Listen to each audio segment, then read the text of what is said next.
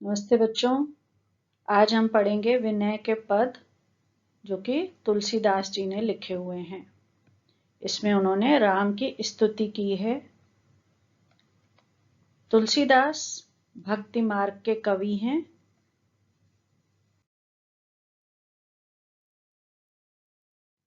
चलिए पढ़ते हैं तुलसीदास जी की जीवन परिचय। गोस्वामी तुलसीदास जी भक्ति काल की सगुण धारा के राम भक्ति शाखा के मुख्य प्रवर्तक माने जाते हैं। अधिकांश विद्वान मानते हैं कि इनका जन्म उत्तर प्रदेश के बांदा जिले के राजापुर नामक गांव में सन 1532 में हुआ था। गुरु नरहरिदास इनके गुरु थे, जिन्होंने इन्हें वेद, पुराण तथा अन्य शास्त्रों का अध्ययन कराया। इनकी मृत्यु सन 1623 में हुई। तुलसीदास जी राम के अनन्य भक्त थे। संवत 1631 में इन्होंने रामचरितमानस की रचना प्रारंभ की।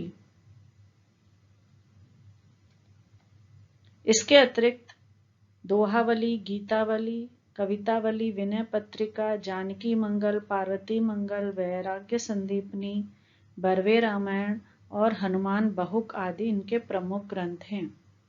आज जो हनुमान चालीसा पढ़ते हैं ना, वो भी तुलसीदास जी ने ही लिखी है। तुलसीदास जी की भाषा ब्रज और अवधी दोनों ही है। तुलसीदास इनका रामचरितमानस इनका सर्वाधिक लोकप्रिय ग्रंथ है। इनकी गिनती विश्व के प्रमुख ग्रंथों में की जाती है। इस ग्रंथ में भारतीय संस्कृति, धर्म, दर्शन तथा भक्ति का अद्भुत समन्वय देखने को मिलता है। तुलसीदास को हिंदी जगत का सूर्य कहा जाता है।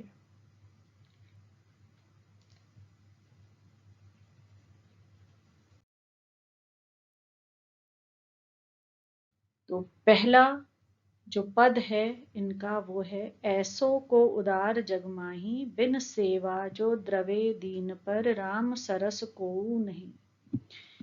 तुलसीदास जी कहते हैं कि मेरे राम जी जैसा पूरे संसार में उदार कोई नहीं है। कोई भी उदार मतलब बड़े दिल वाला, कोई भी इतने बड़े दिल वाला नहीं है जो बिना सेवा के अपने भक्तों पर रीझ जाता है, अपने भक्तों पर खुश हो जाता है। बिनु सेवा जो द्रवे दीन पर, जो दीनहीन लोगों पे तुरंत खुश हो जाते हैं, मेरे राम जी के अलावा ऐसा कोई नहीं है।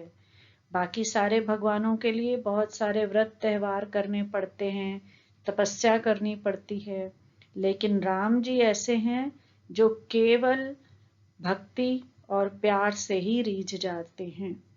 जो गति जोग विराग जतन करी, नाही पावत मुनि ज्ञानी।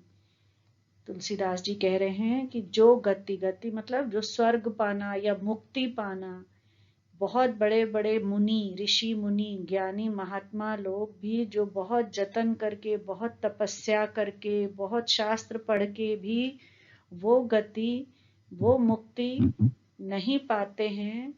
जो सो गति देत गीध सबरी, कह प्रभु न बहुत जिय जानी। जो गति राम जी ने गीध कौन? जटायु, जो वॉल्चर, गिद्ध को कहा गया है गीध मतलब एक पक्षी थे जटायु, उनको भी मुक्ति मिली। उनका अंतिम संस्कार राम जी ने स्वयं किया। और किस लिए किया? क्योंकि उन्होंने सीता जी को रावण के चंगुल से बचाने की कोशिश की थी, जब रावण उनको लेके जा रहे थे। शबरी कौन थी? शबरी एक भील माता थी जो कि प्रभु राम का बहुत जन्मों से इंतजार कर रही थी। उनको ये कहा गया था कि उनकी तपस्या से प्रसन्न होके कि भगवान विष्णु स्वयं राम के रूप में आपको दर्शन देंगे, इसलिए वो बहुत समय से राम जी का इंतजार कर रही थी। इसलिए वो सारा उनकी प्रवृत्ति राम में रहती थी। इसलिए जब राम सीता माता को ढूंढते ढूंढते शबरी के आश्रम पहुंचे और शबरी ने उन्हें अपने जूठे बेर खिलाए, इस तरह से प्रभु ने उनका प्रेम देखकर अपने प्रति उनको मुक्ति प्रदान की। तो तुलसीदास कहते हैं कि सो गति देत गीध सबरी, कह प्रभु न बहुत जिये जानी। ये दोनों बहुत ज्ञानी नहीं थे और सबरी भील थी, गिद्ध एक पक्षी थे, लेकिन प्रभु ने बहुत कुछ नहीं सोचा, कुछ भी नहीं इनके बारे में देखा, लेकिन इनकी अपने प्रति भक्ति देखकर इनको मुक्ति प्रदान की।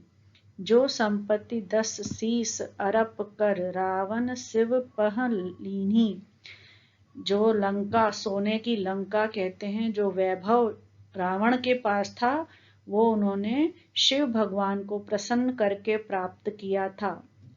जो ये सोने की लंका है, कहते हैं ये शिव भगवान की थी, जो कि उन्होंने पार्वती के लिए बनाई थी सोने की लंका, पर क्योंकि रावण उनका परम भक्त था और रावण उस समय ब्राह्मण के रूप में हवन कर रहा था और उसने दीक्षा के रूप में ये लंका सोने का भवन मांग लिया, जिसको कि वो लंका अपने साथ ले गया बाद में, और शिव भगवान ने उन्हें उनकी भक्ति से प्रसन्न होकर दे दिया था।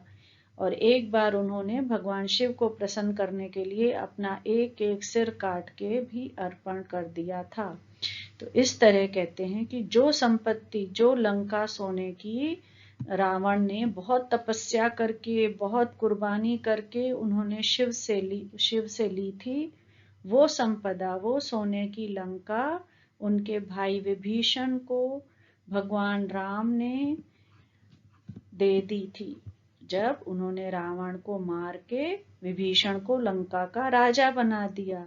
राम भगवान जी चाहते तो वो लंका के राजा खुद बन सकते थे, पर उन्होंने विभीषण को लंका दे दी। क्यों? क्योंकि विभीषण उनके भक्त थे, उनको प्यार करते थे, इसलिए उन्होंने बहुत अति सकुच सहित, सकुच मतलब होता है कि बहुत संकोच करके कि मैं तुम्हें और कुछ नहीं दे पा रहा हूं, लेकिन ये तुमको लंका दे रहा हूं। तो इस तरह से राम भगवान जी की हृदय इतना विशाल है कि उन्होंने लंका पर विजय प्राप्त करने के बाद भी विभीषण को, रावण के भाई को ही वो लंका दे दी। तुलसीदास सब भांति सकल सुख जो चाहसी मन मेरो, तो भजु राम काम सब पूरन करे कृपा निधि तेरो। तुलसीदास कहते हैं कि अगर मेरे मन, अगर तुम सारे संसार के सभी तरह के सुख चाहते हो तो केवल राम नाम को भजो। राम नाम भजने से ही आपके सब काम पूर्ण हो जाते हैं। और भगवान जो कृपा निधान हैं, जो केवल भक्ति से प्रसन्न होकर कृपा करते हैं और उनको कुछ भी नहीं चाहिए, जो उनसे प्यार करते हैं और उनकी भक्ति करते हैं, उनके सब काम भगवान राम जी पूरे करते हैं। इस तरह से ये दुआ खत्म होता है। अब हम देखेंगे नेक्स्ट।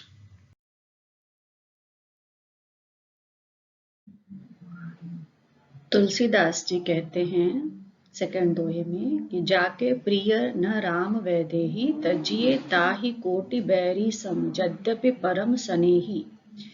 तुलसीदास कहते हैं कि जिन लोगों को राम प्रिय न हो, वैदेही अर्थात सीता माता के पति राम, तो जिनको सीता के पति राम पसंद ना हो, प्रिय ना हो, जो उनकी भक्ति ना करते हो, ऐसे लोगों को त्याग देना चाहिए, अपना शत्रु समझकर, अपना सबसे बड़ा शत्रु समझकर उसका त्याग कर देना चाहिए। जब भले ही उसके साथ हमारा कैसा भी रिश्ता क्यों न हो, हमारा भाई बहन हो, पति हो, गुरु हो, तजिए ताहि कोटि बैरी सम, बैरी मतलब होता है एनिमी, उसको तज दीजिए। जो कि हमारा परम मित्र क्यों न हो, परम हमारा स्नेह करने वाला भी हो, उस रिश्ते को हमें त्याग देना चाहिए अगर वह राम की भक्ति नहीं करते हैं या हमें राम की भक्ति करने से रोकते हैं। तज्यो पिता प्रहलाद, विभीषण बंधु भरत महतारी, ये 3 कहानियां हैं जो कि बताते हैं जो विष्णु भक्त थे। जैसे कि प्रहलाद विष्णु भक्त थे, उनके पिता हिरण्याकश्यप थे, जिन्होंने कि प्रहलाद को विष्णु की भक्ति करने के लिए मना कर दिया था और उसके ऊपर बहुत ही अत्याचार करते थे कि वो विष्णु की भक्ति ना करे, लेकिन प्रहलाद टस से मस नहीं हुआ और आखिर एक दिन भगवान विष्णु नरसिंह भगवान के रूप में अवतरित हुए और हिरण्यकश्यप का वध किया। विभीषण ने, रावण का भाई था विभीषण, और जब रावण ने सीता माता का अपहरण किया, उसने विभीषण ने उनको समझाया कि राम से युद्ध नहीं करो, लेकिन उन्होंने राम से युद्ध किया तो विभीषण ने उनका त्याग करके लंका छोड़ दी और राम की शरणागत हुए। इसी तरह भरत ने कैकई माता का त्याग कर दिया था, क्योंकि कैकई माता ने ही राम को 14 वर्ष का वनवास दिया था। तो भरत भी थे जो वो राम के भक्त थे, उन्होंने बोला कि मैं राम को वनवास देकर खुद कभी भी राजगद्दी स्वीकार नहीं करूंगा, और उन्होंने अपनी माँ का भी त्याग कर दिया था।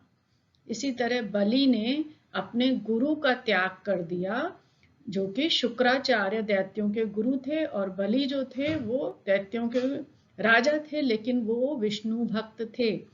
तो जब उनको पता चला कि एक बार की बात है जब विष्णु ने बलि के पास दान मांगने आए और दान में 2.5 पग जमीन मांगी थी, तो ये कहानी है कि उन्होंने जब उससे 3 पग जमीन मांगी या 2 पग जमीन मांगी थी, तो उन्होंने सहर्ष ही अपने सिर पे और अपना राजकाज उनको दे दिया था दान में।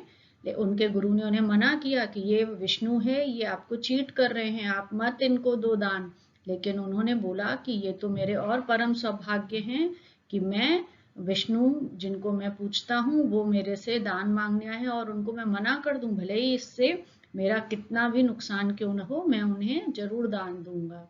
इसी तरह जो व्रज की गोपियां थीं, उन्होंने कृष्ण भगवान से मिलने के लिए अपने पतियों का त्याग कर दिया था। वो कृष्ण भक्ति में इतनी रमी रहती थी कि उन्हें अपने घर भर की सुध भी नहीं रहती थी। तो इन सब के साथ जो थे वो भगवान जो मंगलकारी हैं, वो राम भगवान इनके जीवन को सफल किया। तो इस तरह से इन लोगों की उदाहरण देके तुलसीदास जी हमें बता रहे हैं कि ये सब जो हैं वो भवसागर से तर गए, इनका जीवन सुधर गया। तो इस तरह से जो भी भगवान के साथ होता है उसके साथ सब मंगल ही मंगल होता है।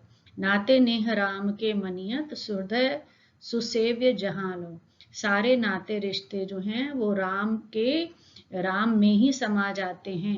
इसलिए जिस तरह से आंख जो है काजल के बिना अच्छी नहीं लगती है, अंजन कहाँ आंख जही फूटे, बहु तक कहूँ कहाँ लो। अब और क्या क्या बताऊं मैं। जैसे आंख जो है काजल के बिना अच्छी नहीं लगती है, उसी तरह सारे रिश्ते नाते राम की भक्ति में ही अच्छे लगते हैं। अगर राम की भक्ति नहीं है तो कोई भी नाता रिश्ता काम का नहीं है।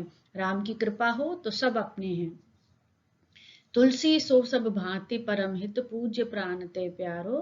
तुलसीदास कहते हैं कि अगर हर तरह से अपना हित चाहते हो, अपना परम हित चाहते हो, तो भगवान को पूजो, भगवान विष्णु भगवान राम की आराधना करो। जासो हाय स्नेह राम पद ऐतो मतो हमारो। तो ऐतो मतो मतलब होता है इस तरह का मत है मेरा, ये मेरी राय है, ऐसा मेरा सोचना है कि जिसके ऊपर राम भगवान का स्नेह होता है उसको सब लोग स्नेह करते हैं, उसका उद्धार हो जाता है। इस तरह से ये विनय के पद समाप्त होता है। Please comment and like and share this video, और किसी तरह का कोई डाउट हो तो कमेंट बॉक्स में लिख सकते हैं। Thank you.